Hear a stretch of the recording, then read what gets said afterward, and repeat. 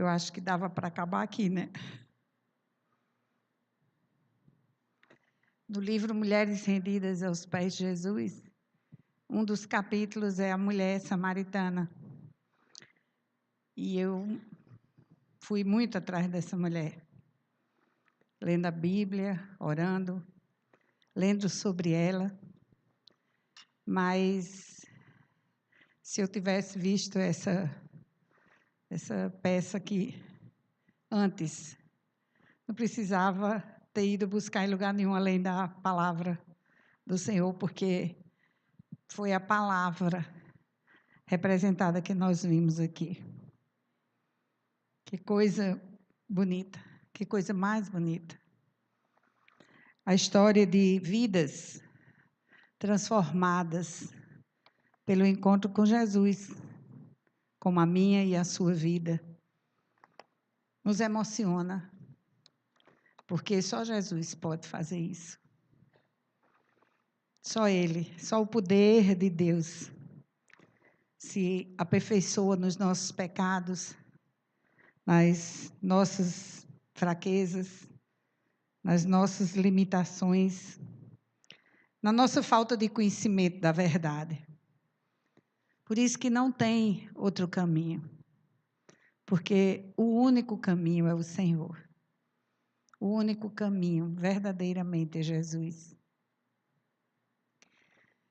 E nós temos, nessa noite, a continuação do estudo dessa palavra de Deus, porque eu quero deixar aqui um desafio para vocês. Não de ler o livro, mas o desafio de ler a história dessas mulheres.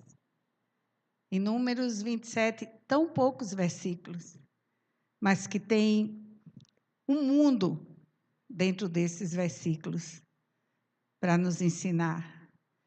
Depois que eu comecei a compartilhar sobre elas, quantas coisas eu descobri de pessoas que vinham conversar comigo, depois falando que foram refletir e meditar nessa palavra e descobriram mais coisas que eu não tinha visto. E isso vai nos enriquecendo, vai nos acrescentando. Por isso que a importância do estudo da palavra, do conhecimento dessa palavra, da familiaridade com essa palavra de Deus. Não é obrigada a gente ficar com tudo decorado. Algumas conseguem, mas a maioria não consegue.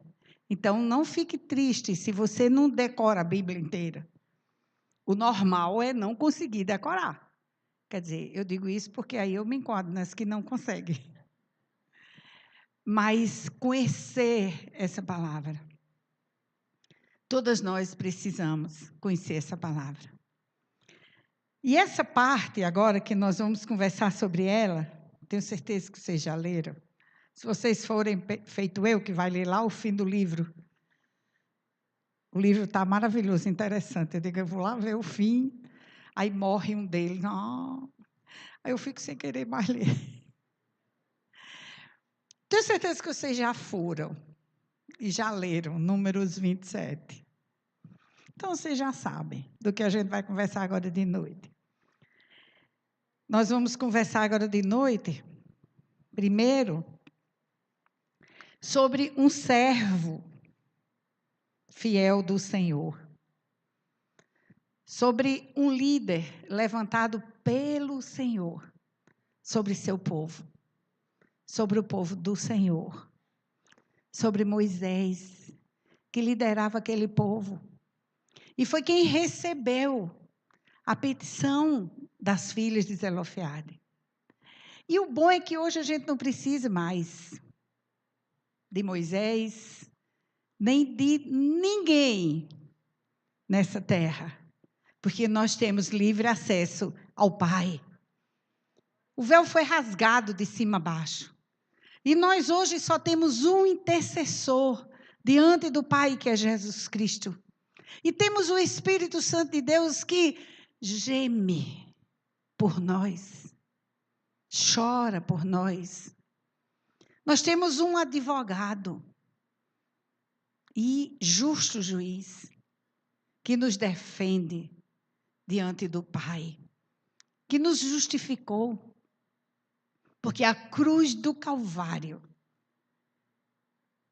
é o fato da nossa redenção. E nós precisamos entender que a busca só pela bênção nos deixa afastadas do abençoador. Que a bênção não é o mais importante. O mais importante é o dono da bênção. O mais importante é quem abençoa. O importante não é a vitória. Isso da vitória, não sei o que da vitória, a moda é da vitória. O mais importante é aquele que nos dá a vitória. Esse é quem nós precisamos conhecer e ter intimidade. Os dias são maus e vão piorar. Nós estamos caminhando para o fim. E a Bíblia diz que não vai melhorar. Que é necessário que todas aquelas coisas aconteçam para que venha o fim. E as coisas não são fáceis. As coisas são difíceis e muito difíceis. Nós sempre deveríamos prestar atenção nas palavras da Bíblia, dos evangelhos, para que elas falam do futuro, do que Jesus avisou. Nós não podemos viver despreocupadamente como aquelas mulheres de Isaías. Nós precisamos viver como mulheres preocupadas. Nós vamos ter toda a eternidade para vivermos despreocupadamente, minhas irmãs, meus irmãos. A hora agora é de preocupação. A hora agora é de urgência. A palavra lá em Isaías diz: ouvi-me, mulheres que estáis em repouso, ou que viveis despreocupadamente, em outras traduções. É como se fosse uma palavra para nós hoje. Porque nós vivemos como se não houvesse amanhã. Nós nos matamos de trabalhar para dar o melhor que nós podemos aos nossos filhos, a melhor faculdade, a melhor roupa, a melhor bolsa, o melhor carro. Mas se está errado isso? Não, não está, mas não pode ser a prioridade da nossa vida. Não pode roubar todas as nossas energias, que não fique mais nada. A nossa prioridade tem que ser Jesus. E porque Ele é a nossa prioridade, deve ser a prioridade para a nossa família, para os nossos filhos. O que é que adianta os nossos filhos, os nossos netos, os nossos sobrinhos, com o melhor posto de trabalho, com o anel de doutorado mais importante, e ir para o inferno? Porque a Bíblia diz que existe esse lugar. Certa vez eu conversava com um grupo de amigas. Era num restaurante português, a música tocava, né? E elas tomavam vinho. E começou uma discussão nesse sentido, e eu disse: puxa vida, a gente está aqui celebrando um encontro, e elas tomando vinho, não é um lugar para se conversar sobre a Bíblia. Mas levantou-se essa discussão. Tinha chegado uma que mora no Canadá e as outras reuniram, e ela disse assim: eu não acredito no inferno, porque eu acredito que Deus é amor. E porque Ele é amor, Ele não vai levar ninguém para esse lugar de inferno eternamente. Aí eu pensei assim, eu disse: olha, Cristina, Deus é amor, mas Ele também é justiça.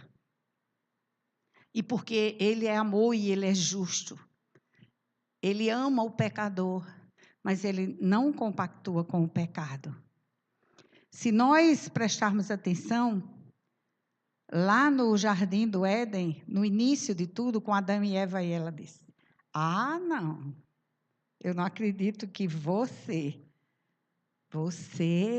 vem me falar de Adão e Eva, que você acredita em Adão e Eva. Aí a minha amiga que estava do lado me salvou, né? Porque disse assim, pois eu acredito até se dissesse que a baleia Jonas tinha comido a baleia. Aí ficou, né, aquela coisa mais leve. Aí eu disse, olha, vamos combinar o seguinte, quando você vier da próxima vez, a gente vai sentar fora daqui, no outro lugar, e nós vamos conversar sobre o amor de Deus e o que diz a palavra dele. Então, estou aguardando, né? Que ela venha. Mas, gente, é isso que as pessoas têm na cabeça, na ideia. Sabe por quê? Porque é mais fácil para justificar os seus erros. Se eu erro e se eu peco, então, para mim, é muito mais fácil achar que não existe essa outra eternidade. Que se Deus é amor, então não existe esse lugar. Mas a Bíblia diz que existe. E que muitos vão para lá. E que nós precisamos dar a nossa vida, se preciso for, como testemunho, para que muitos venham a crer em Jesus. E o tempo urge, o tempo se afunila. Ah, mas toda vida teve guerra, toda vida teve terremoto, toda vida teve furacão, toda vida teve violência, mas nunca como agora. Nunca com tanta intensidade. E para mim, gente, sou só uma leitora da Bíblia, igual a vocês, e tento aprender. E tento viver. Mas para mim, um sinal que nós estamos vendo claramente é o que Jesus disse, que por se multiplicar a iniquidade, o amor de muitos esfriará. O amor esfriado. As pessoas centradas em si mesmas. Se para mim está bom, se na minha casa está tudo bem, eu não quero saber do problema dos outros. Não me importa. As pessoas hoje estão precisando de que alguém as ouça. Só escuta. Porque ninguém quer mais ouvir ninguém. Ninguém tem mais tempo para ouvir ninguém. Porque dá trabalho.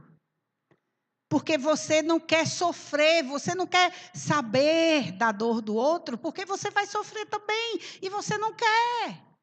Você quer a sua vida maravilhosa, perfeitinha. Isso é o amor esfriado.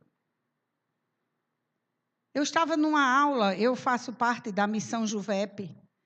É uma missão paraibana que trabalha nos sertões e também em missões transculturais. E eu estava na escola de missões, participando de algumas aulas, quando dava tempo, e assisti uma aula do Dr. Shed, e um jovem, missões no Novo Testamento, era a matéria que ele estava dando. E um jovem perguntou, Dr. Shed, o senhor acha que nós estamos vivendo a grande tribulação? E aquele homem simples, quem o conheceu, sabe da simplicidade dele, ele olhou para aquele jovem e disse assim, meu jovem, peça a Deus, para quando tudo começar, você não está mais aqui. E aquilo, eu ouvi ele repetindo nos meus ouvidos por muito tempo. Peça a Deus, para quando tudo começar, você não está mais aqui. Queridas, queridos, não vai ser fácil. E nós estamos chegando lá.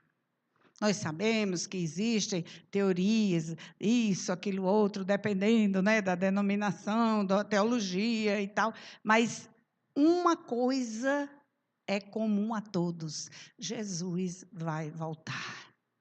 E até ele voltar, vai ser muita luta. Muita luta. E nós já estamos tendo um vislumbre. E eu quero dizer a vocês que faz alguns anos que o doutor Shed disse isso, viu? Acho que uns 8 anos. Será que ele agora diria a mesma coisa? Não sei. Mas que a coisa está difícil? Tá. Que os sinais da sua vinda já estão por aí? Já estão.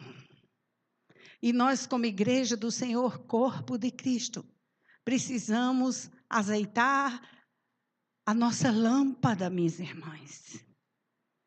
Nós precisamos estar prontas, porque a Bíblia diz que ninguém sabe a que hora vai acontecer.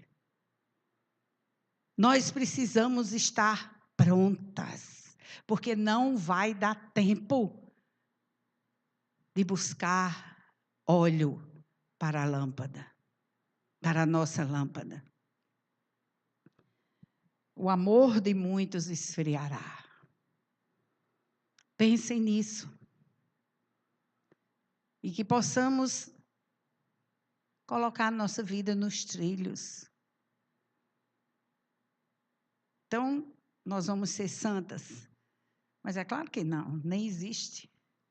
Nós vamos nos santificando a cada dia, até chegarmos diante do Pai. E vamos aprendendo com a sua palavra. A Bíblia diz que, no capítulo 27, versículo 5, Moisés levou o caso ao Senhor. Moisés levou o caso ao Senhor. Elas precisavam de Moisés. E Moisés, com certeza, estava ali naquele momento de discutir tudo que era apresentado pela congregação. Ele discutia com os homens, com Eleazar, o sacerdote, e com os príncipes. E como diz, e ele levou o caso ao Senhor, eu acredito que é porque eles não chegaram a um denominador comum diante da petição daquelas mulheres. Com certeza, a resposta da maioria deve ter sido: nega, é a lei. Você está acobertado pela lei, Moisés. E ele estava. Se Moisés tivesse dito às 5 filhas de Zelofeade, infelizmente, não podemos fazer nada, nós não podemos lhe dar possessão na herança do seu pai, porque vocês são mulheres, e mulheres não herdam. Moisés estaria certo, a resposta estaria certa, a decisão estaria certa, porque a lei o acobertava. Diante de Deus, ele não estava errado. Mas Moisés viu além da situação. Lembra que conversamos sobre isso à tarde aqui? Ver além da situação. Porque muitas vezes a nossa resposta mais cômoda é dizer: não posso. Eu tenho respaldo para não fazer, para não lidar. Isso é com filho, com amigo, com esposo, com esposa. Não vou fazer essa concessão, porque é a lei. Mas nós precisamos ver mais além. Algumas questões com os nossos filhos, que chegam até nós com alguma reivindicação, com algum pedido, com alguma petição. E de pronto nós dizemos não. Aparentemente, o não estaria certo. Mas se nós pudermos olhar além das circunstâncias, talvez a gente possa liberar um pouco para ganhar lá na frente. Nós possamos negociar, porque existe o inegociável e o negociável. Para ganhar os nossos filhos, um amigo, o esposo ou a esposa. Talvez muitos maridos não venham para Jesus por causa das esposas. do testemunho das esposas, ou o contrário, ou o filho. Vocês não têm noção que eu já escutei de mães em relação a essas concessões com os filhos, que em tudo veio o diabo, só não veio o diabo onde ele realmente está. Nós precisamos ter esse cuidado, ter esse zelo com a palavra de Deus, que existe sim o negociável, que você não vai estar negociando a fé, nem a palavra de Deus, nem cometendo heresias, nem falando heresias, mas você está ganhando o seu filho ou uma pessoa para Jesus. Queridas, isso é muito sério e nós vamos encontrar cada vez mais situações como essa. A igreja do Senhor, em vez de estar se adequando ao que dizem que é para ser feito lá fora, devia, em vez de se fechar também e ir para o oposto, 8 ou 80, devia fazer o que Jesus fez. Jesus sentou e comeu com os pecadores. Jesus era extremamente compassivo com os pecadores, com os que erravam e se arrependiam. Mas ele era extremamente duro com o pecado, porque ele não podia coabitar com o pecado. Mas com os da lei, Jesus chamou raça de víboras, sepulcros caiados, bonitos por fora, mas podres por dentro. Nós precisamos ter esse cuidado, porque muitas vezes nós não nos comovemos como Moisés, que tinha todo o respaldo da lei para o acobertar. Nós já definimos, nós já condenamos, sem ao menos olhar além das circunstâncias.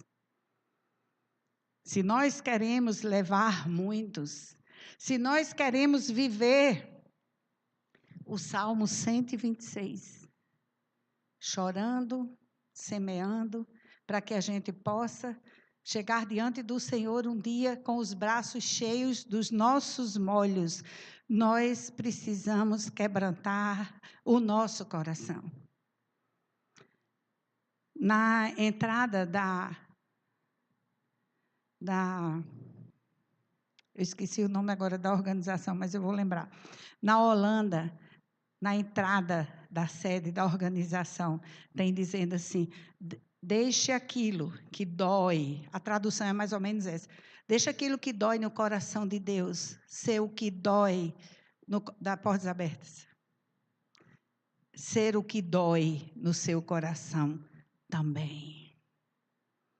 Será que o que dói no coração de Deus, dói no nosso coração também, embora a lei nos acoberte, as teorias humanas nos acobertem, a opinião humana nos acoberte. Mas será que o que dói, o que faz chorar o coração de Deus, é o que faz chorar o nosso coração também? Ou nós estamos virando crentes carrascos, puxando um chicote que Jesus nunca puxou, sem acolhimento, afastando as pessoas com o nosso legalismo de perfeição, quando nós de perfeitos não temos nada, fracos que somos. Ah, se não for o Senhor na nossa vida.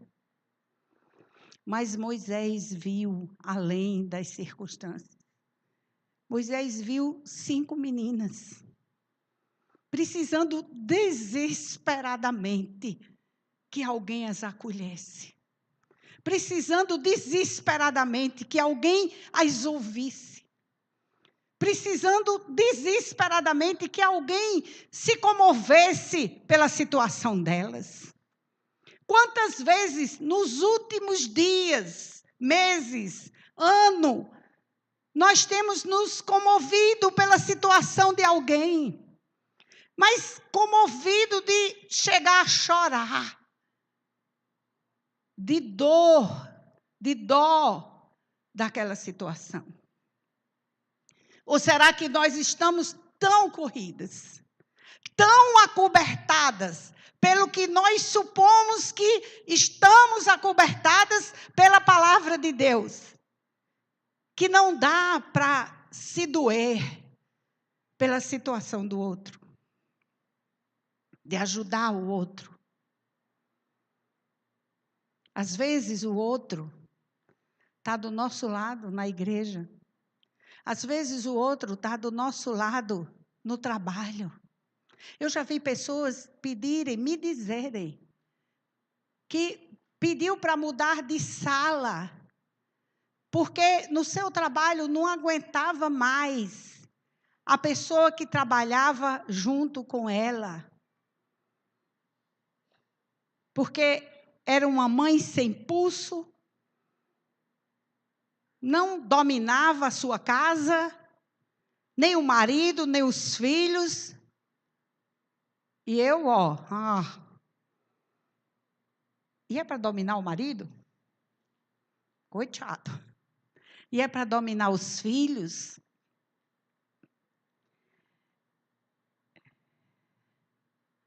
E aí, o que é que você diz? E bate nos peitos, igual a oração do publicano: Senhor. Moisés viu além das circunstâncias. Eu admirava muito uma mulher, um pouco mais velha do que eu, logo que eu me converti, e eu achava ela o máximo do crente. E queria ser igual a ela. Eu dizia: Senhor, eu quero ser igual à irmã fulana. Até que um dia eu ouvi em um evento da igreja o testemunho da irmã que eu queria ser igual. Minhas queridas, que decepção. Antes dela terminar de falar, eu já estava fazendo a oração ao contrário. Jesus, por favor, não faz igual. Que eu já não sou grande coisa. Se for igual, eu estou frita. Meninas, meninos, só dava a ela. O marido demorou 20 e tantos anos para se render a Jesus.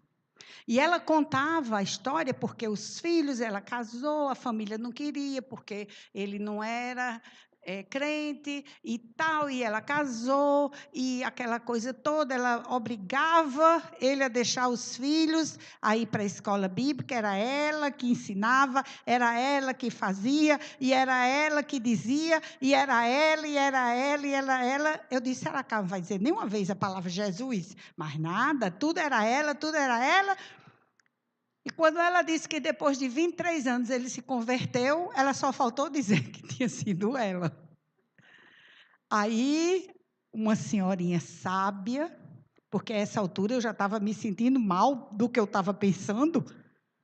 Aí uma senhorinha sábia que estava do meu lado olhou para mim, do alto da sua sabedoria de uns 80 e poucos anos que ela devia ter, e ela disse assim a mim: está explicado.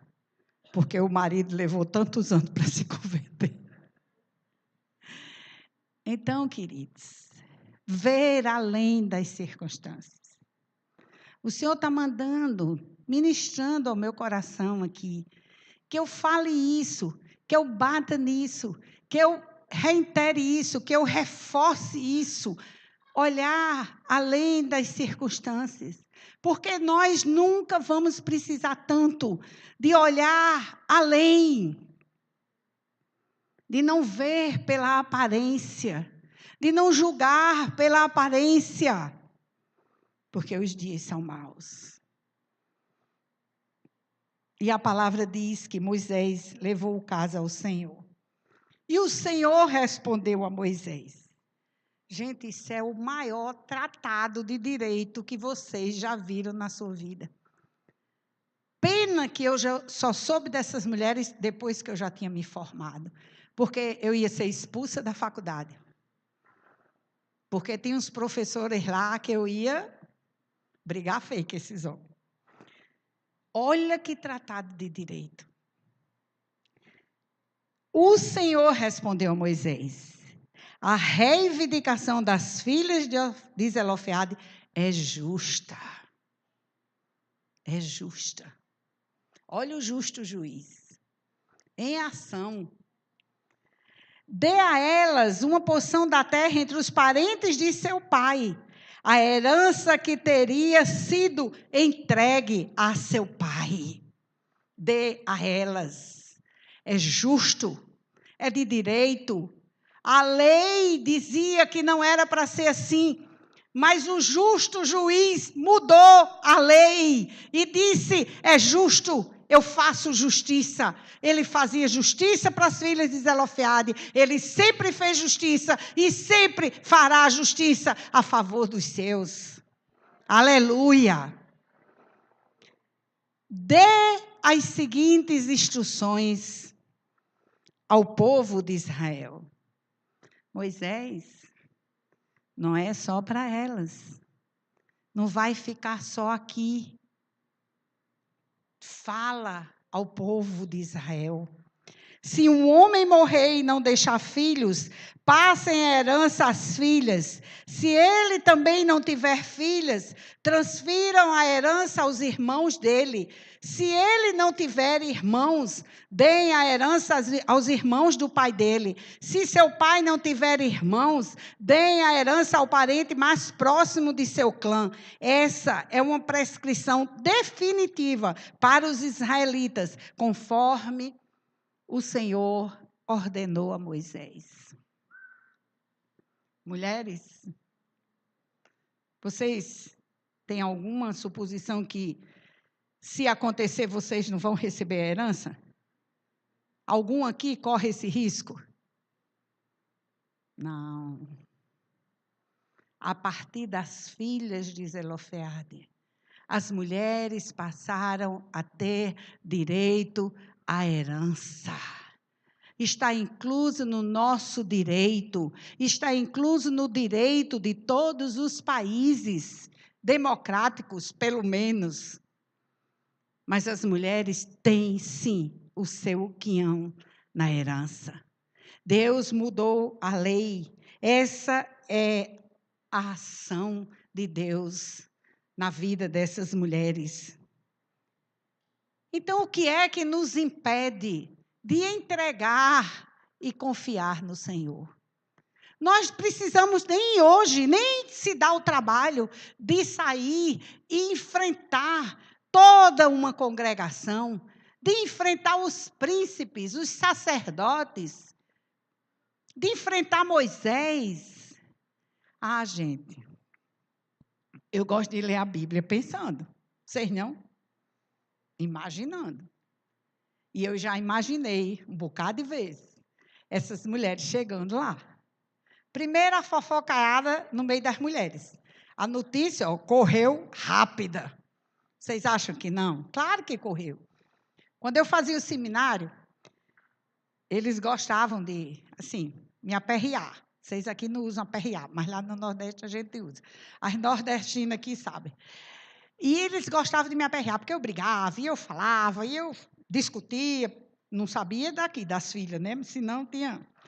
Então, aí eles diziam assim: Nina, você sabe como é que Moisés conseguiu passar tudo que ele queria, sem um microfone, sem carro de som, sem caixa de som, sem nada, para 3 milhões, 2 milhões, sei lá quantos milhões de pessoas? Sabe como era? E eu aqui, bestamente, eu dizia assim: não. Aí eles diziam: sabe como era? Eles chamavam uma mulher, aí contava. Aí dizia: não diga a ninguém. Em segundos, os milhões já sabiam.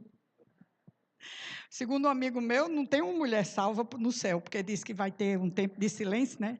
Ele disse: como é que vai ter mulher no céu? Não vai. Então, gente, essa é a nossa fama. Mas o que nos impede de entregar e confiar no Senhor? É uma insegurança. Muitas vezes, a gente pensa que confia no Senhor, mas a gente confia, em nós mesmos. Experimenta entregar um filho. É um olho no gato, outro no peixe. A gente entrega ao Senhor, mas a gente não entrega de todo o nosso coração. Porque é filho.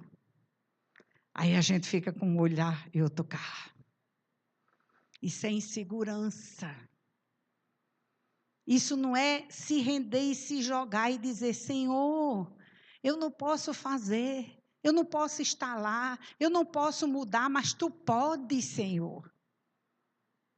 Depois, ansiedade. Isso aí eu conheço muito bem. Aqui é todo mundo descansado, tem ninguém ansioso. Que maravilha, vou ficar por aqui. Eu sou ansiosa. Se disser assim, ai, Nina, depois eu vou te ligar para contar algum... Se disser assim, Jesus comigo tem que ser direto assim, na bucha, tá? Porque se ele disser assim, Nina, mais tarde você vem, dobra aqui o seu joelho que eu vou lhe falar. Jesus, faz isso não, porque eu vou passar o dia inteiro, Jesus, fale logo. Ansiedade. Ansiedade faz o nosso sangue correr mais rápido, aí o coração acelera, aí a mente dispara, que a gente pensa em tanta desgraça, porque a gente só pensa em coisa ruim com ansiedade. Aí, às vezes, é uma coisa tão boa. Aquietai-vos e sabei que eu sou Deus. Ai, como o Senhor já me falou esse salmo esses dias, eu nem quero mais falar nele. Porque eu ainda não consegui me aquietar, Senhor. Mas aquietai-vos e sabei que eu sou Deus. Se aquiete, Nina, se aquiete, Gorete, vocês vão ver. Nessa ansiedade a gente não consegue. Depois a dúvida. Como é ruim a dúvida. Aí a gente diz, mas eu não duvido do Senhor. Eu confio de todo o meu coração. Confia nada. Não entrega, não descansa. A ansiedade toma conta. Isso é uma dúvida. Será? Será que vai acontecer? Será? Depois a amargura. Como a amargura nos impede de entregar e confiar no Senhor. Coisa difícil é uma pessoa amargurada e ainda contamina os outros e se espalha e dá uma reviravolta nas histórias. Vocês já pensaram essas 5 mulheres amarguradas, revoltadas? Elas iam levar muitas mulheres a se revoltarem. Moisés ia ter um trabalho enorme. Mas elas preferiram buscar o Senhor de quem elas tinham ouvido falar. Depois o complexo de inferioridade, de coitadinha, de pobrezinha.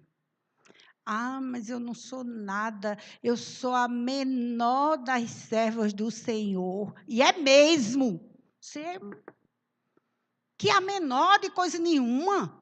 Nós somos a menina dos olhos de Deus, a filha amada. Nós ouvimos aqui ontem o monólogo, que coisa linda. Nós somos tudo aquilo e muito mais. E não é porque nós merecemos, não. É porque Ele nos ama. Ele nos chama pelo nome. Cada um aqui tem um espaço especial no coração de Deus.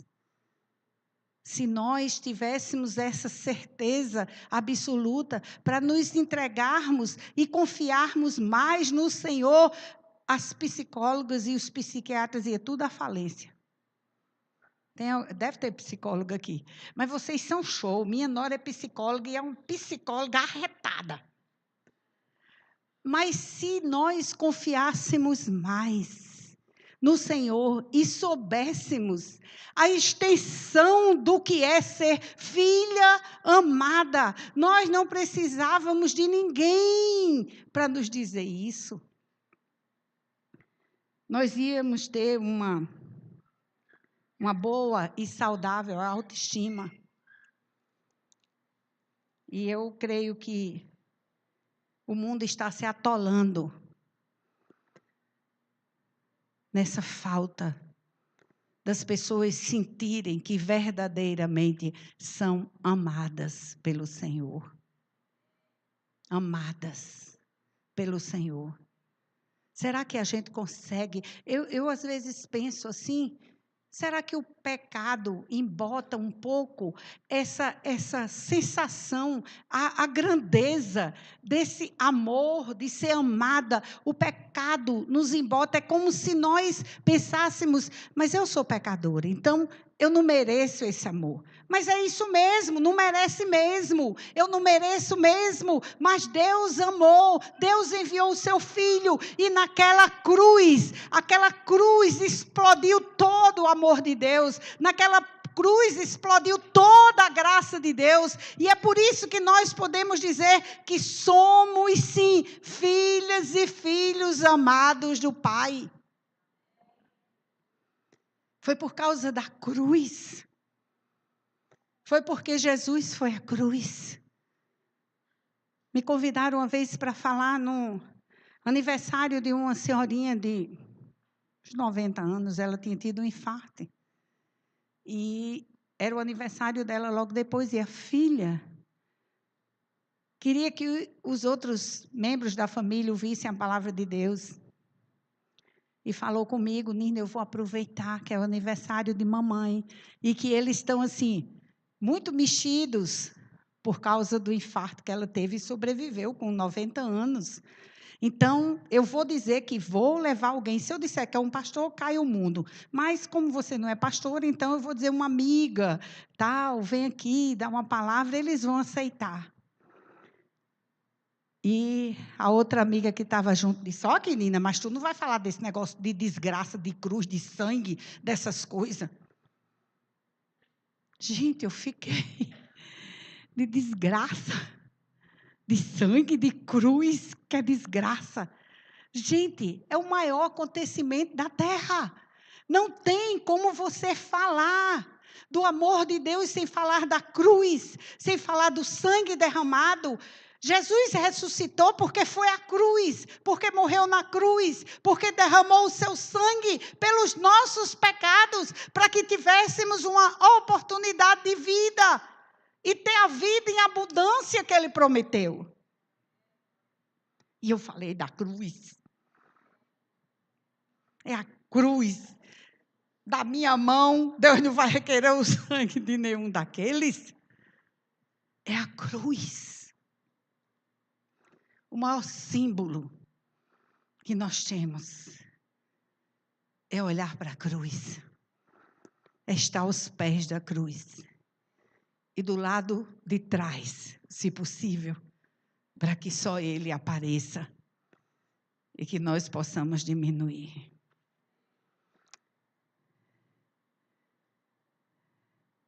Nós precisamos confiar na justiça de Deus.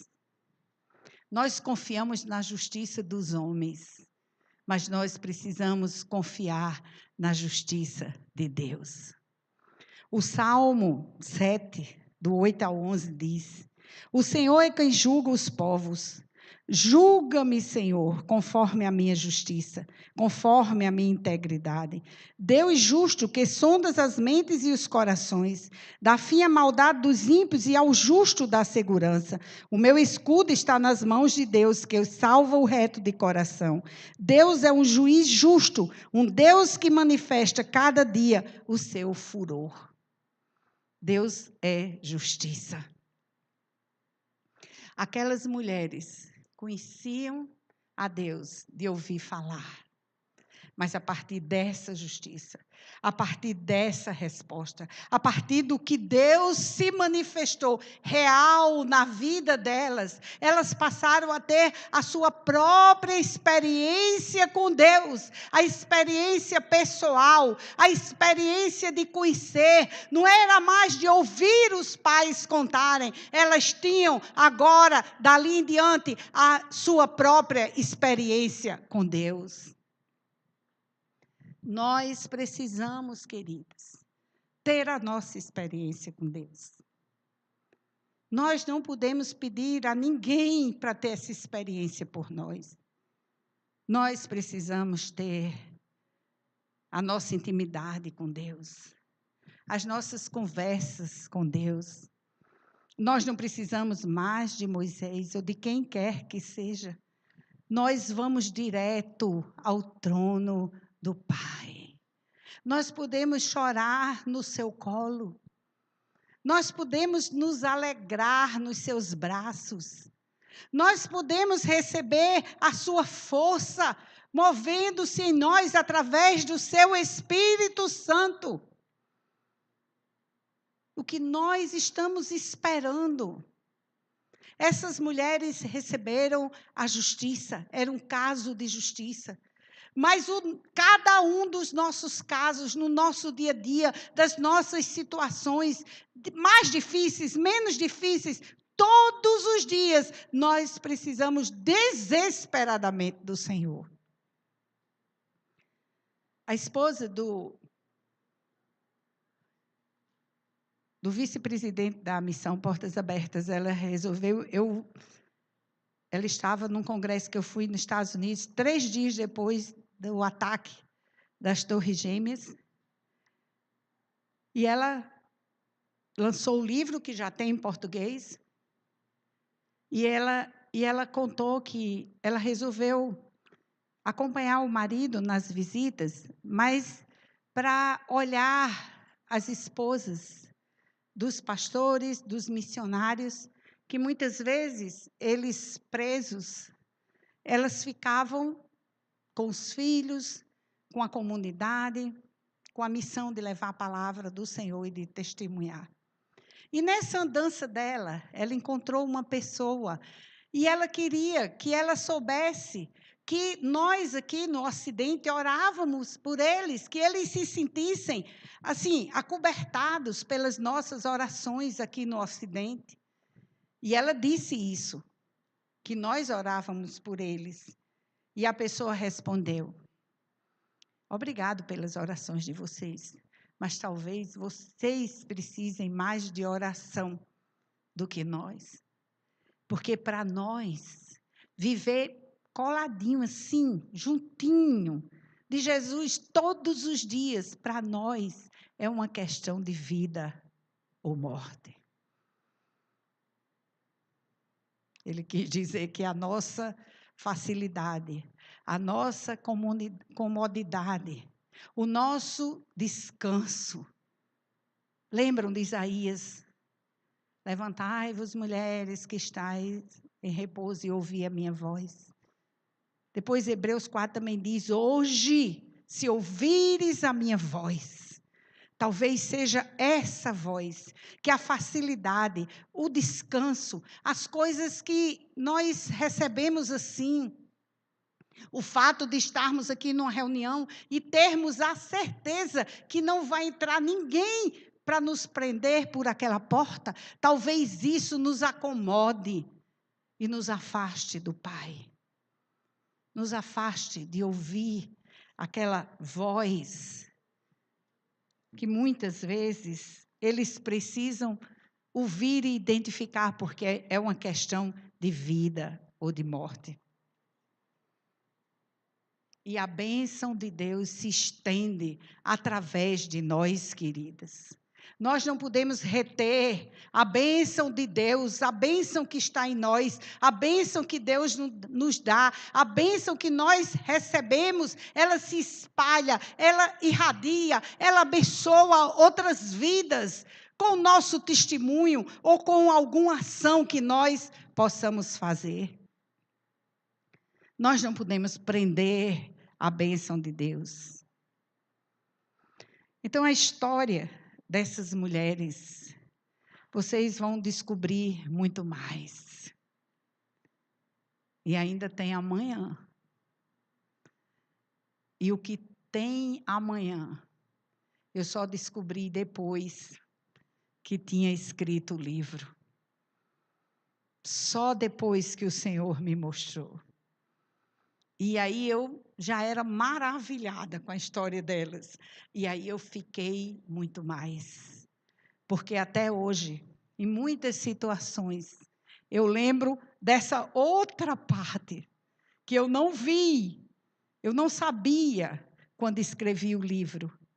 E me ensina em muitas, e muitas, e muitas ocasiões difíceis da minha vida. Mas nós só vamos saber amanhã. De manhã. Então, prepara o almoço hoje de noite. Então, gente, olha só. Que pérola estava aqui, escondida no livro de Números. Um livro que é chamado o livro do deserto.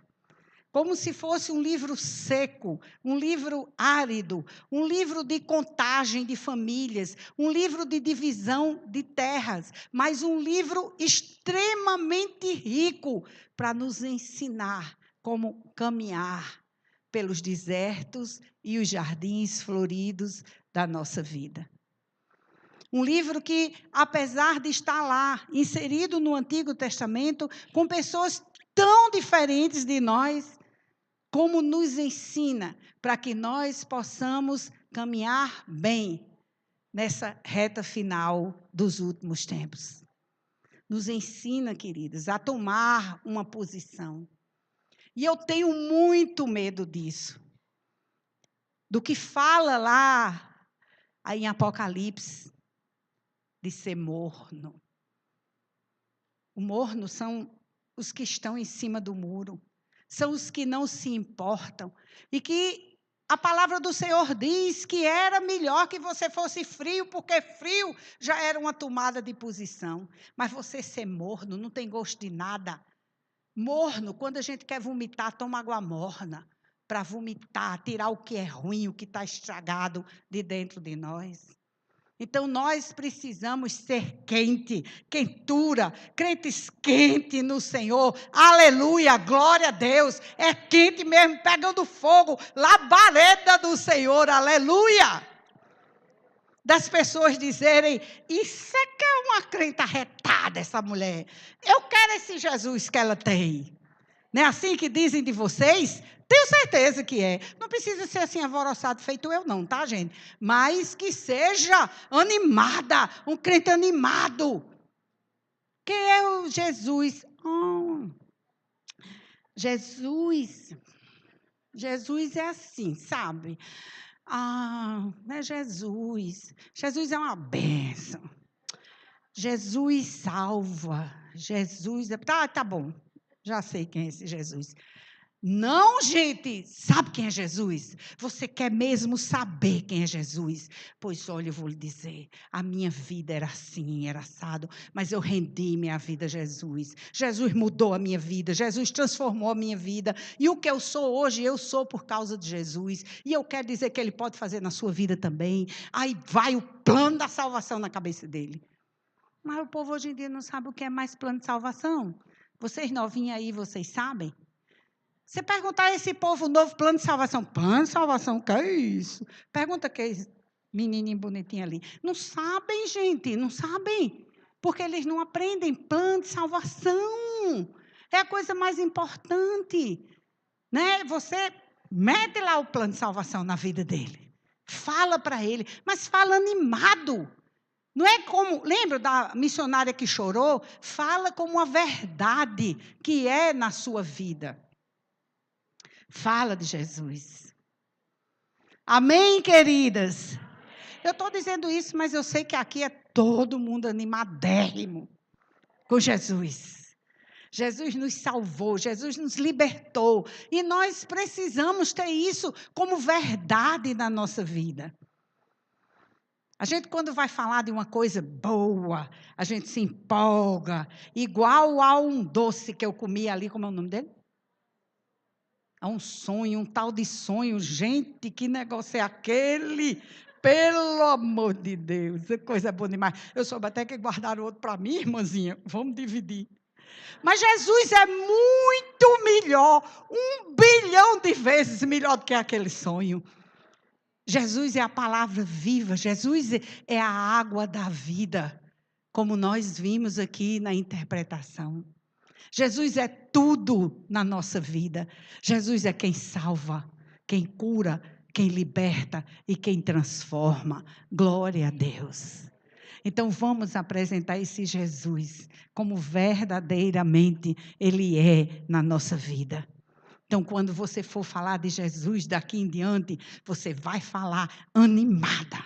Mesmo que você esteja triste ou com um problema muito grande, mas você vai falar dele, que é quem resolve o seu problema, quem lhe ajuda, quem faz com que todos os dias você levante e as suas misericórdias são a causa de não sermos consumidos. Amém?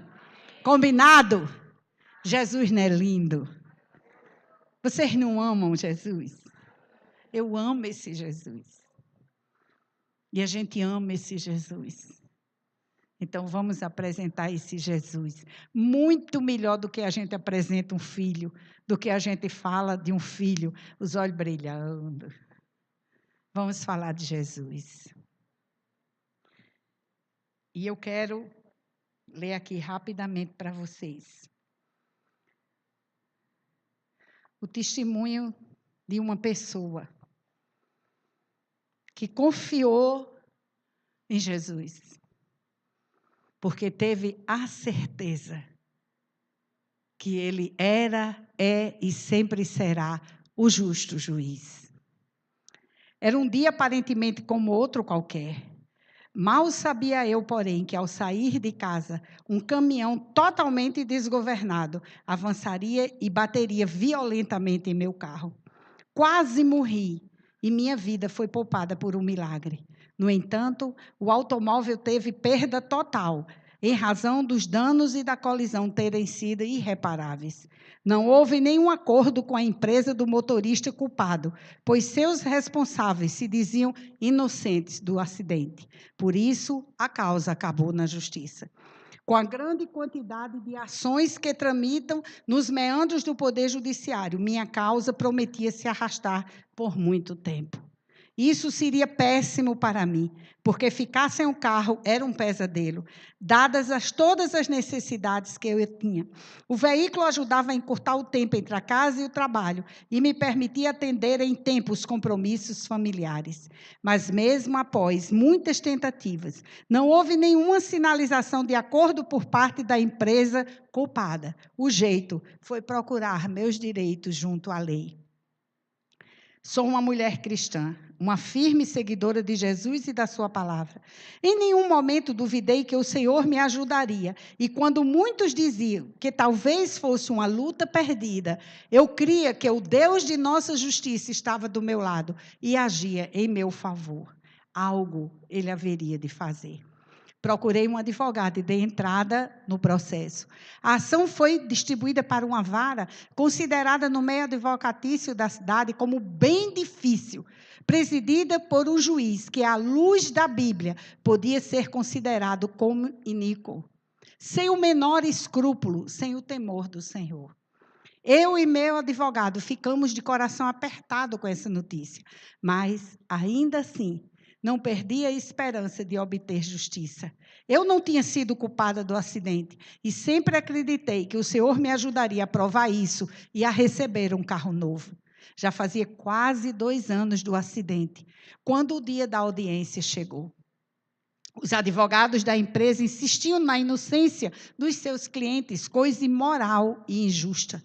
Na minha vez de falar, eu disse que o Senhor me ajudaria a provar a verdade, que Jesus era testemunha da minha inocência no acidente. Ao dizer isso, percebi os sorrisos sarcásticos do juiz e da parte contrária. Eles se entreolharam e a dona da empresa teve a ousadia de dizer com escárnio: Por que você não chama, então, Jesus para ser sua testemunha? Entendi na hora que eles haviam ido longe demais. Finalmente o processo ficou pronto para a sentença. Eu orava e clamava a Deus, a fim de comover seu coração para a minha causa, que era justa. Eu cria que o Senhor era a minha justiça. Nesse tempo, Deus me mostrou em visão uma juíza cristã que eu conhecia, mas eu não entendia a relação dos fatos. Mesmo assim, fui conversar com essa juíza. Lhe perguntei se conhecia o juiz do meu processo e se não poderia falar com ele sobre a minha causa. A juíza disse que não tinha o costume de pedir essas coisas. Respondeu que o referido juiz não era seu amigo, mas ficou com o espelho do processo. Na semana seguinte, saiu uma portaria que designava justamente aquela juíza para responder por 10 dias pela vara na qual estava o meu processo. Isso não era comum, pois é extremamente raro um juiz responder por apenas 10 dias. O mínimo seriam 30 dias para que ele pudesse receber o que era de direito pela acumulação da vara. Quando a juíza chegou ao fórum, lembrou que essa vara era a mesma do processo do acidente e entendeu aí o porquê que Deus a havia levado lá por 10 dias sem ganhar nada. Aquela senhora, incredulamente, havia me desafiado a chamar Jesus para ser a minha testemunha. Ele veio como justo juiz. O Senhor encaminhou sua serva para que fosse feita a justiça. O resultado é que a sentença saiu em meu favor, como era justo, de direito e correto. Mais uma vez na história, Deus se levantou, ouviu o clamor de uma mulher, se comoveu e fez justiça. Vamos orar? Vamos ficar de pé.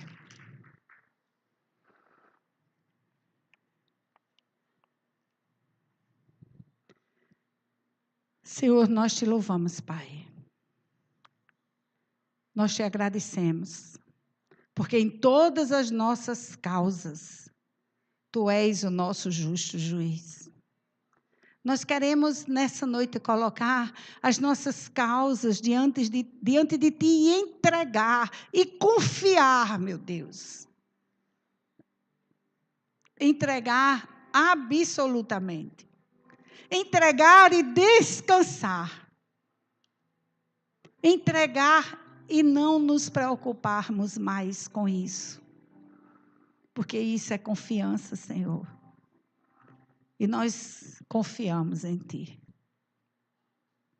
Nos ensina, Pai, a confiar, a entender que tudo vem de Ti. Que é Teu o cuidado. Que é verdade que Tu cuida de nós. Que Tu se preocupas, Senhor, com a nossa vida. Obrigado, Senhor, pela Tua palavra, pela Bíblia, que anima o nosso coração, que instrui o nosso coração, que nos dá a certeza, Senhor, que podemos nos achegar a Ti.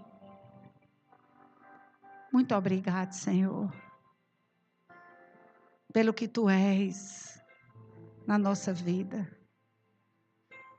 Muito obrigado, Pai, em nome de Jesus. Amém.